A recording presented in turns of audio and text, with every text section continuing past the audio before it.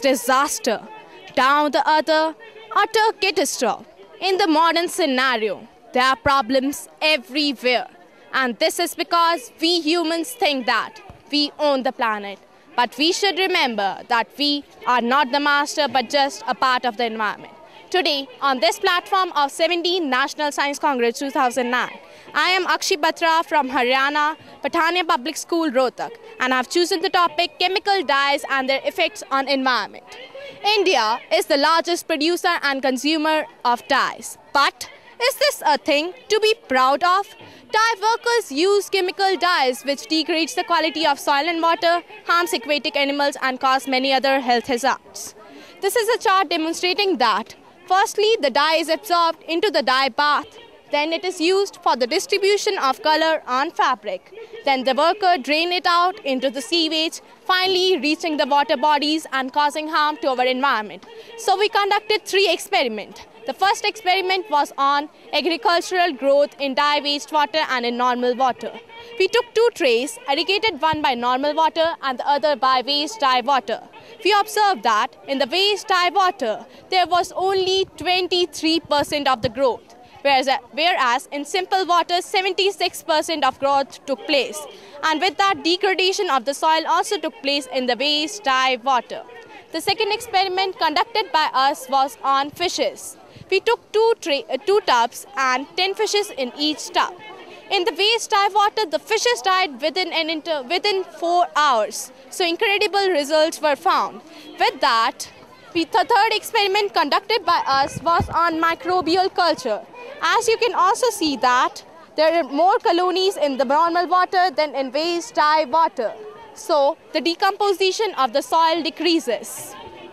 By the 3 experiments, we came to the conclusion that it leads to water as well as air pollution. With that, we also surveyed industries, and in the industry, solid and liquid waste are produced accompanied by harmful gases like sulfur dioxide.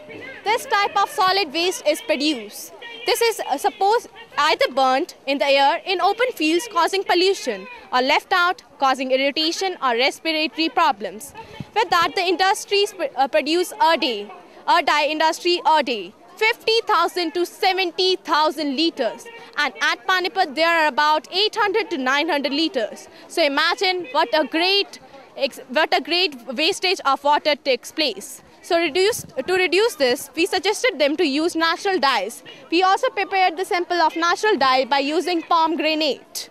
And the major disadvantage with the natural dye is that it loses its color. So we added a fixative in it and washed the sample many a times, but the color didn't went out.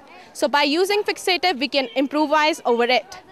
Another cost-effective way is by using orange peels and agricultural waste. We dipped the waste dye effluent into the agricultural waste and orange peels.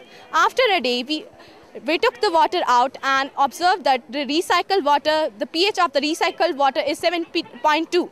So in this way, the conservation of water can be done at a very, very effective and low-cost way. The orange peels remove the acidic effect from it and the agricultural waste remove the color from it. And this can be used as after fermentation, orange peels and agricultural waste can be used again as a humus and can be supplied to fields. Thus way, double advantage. And remember, nature is not a gift given to us by our parents, but a loan taken by us from our children. We have to return it and preserve and restrict the use of chemical dyes. Thank you.